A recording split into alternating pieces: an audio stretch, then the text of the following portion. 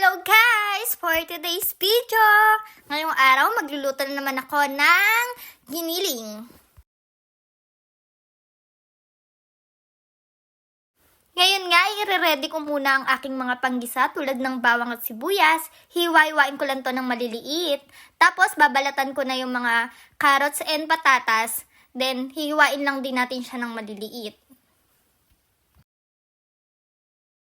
Pagtapos na nga, i-ready ko na ang aking mga susunod na gagawin. Magpapainit lang ako ng kawali at lalagyan na natin to ng mantika. At kapag mainit na nga ang ating mantika, susutay lang natin ang bawang. At pag golden brown na ang bawang, ilagay na rin natin ang sibuyas. Same process lang ang gagawin natin.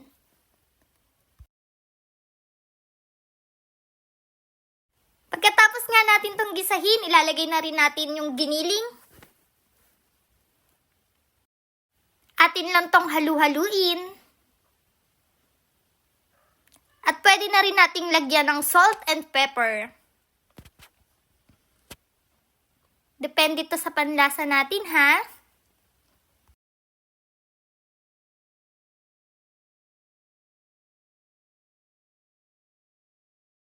Halu-haluin lang ulit natin ito hanggang sa ma-achieve natin yung lambot ng karne na gusto natin at maging light brown na yung kulay ng karne.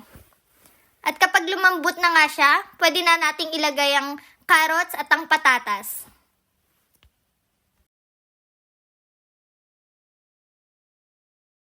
I-add na rin natin ang kanyang tomato sauce. At konting asukal lang. Maglalagay rin ako ng Knorr liquid seasoning. Ganun din ang isang peraso ng dahon ng laurel or bay leaves. Ilagay din ako ng 1/2 cup ng water, then haluin lang natin ulit siya at hayaang lumambot. At habang naghihintay nga tayong maluto ito, ipapakita ko muna sa inyo ang naging school ni Harry Potter at ni King Charles. Ayan, guys. After ng aking paghihintay, sa wakas, naluto na nga ang ating giniling.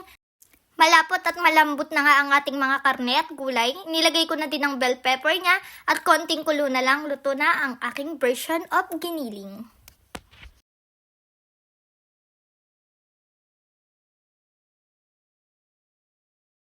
Ready to serve na. Napakadali lang nitong iluto kaya itry nyo na guys. Thank you for watching!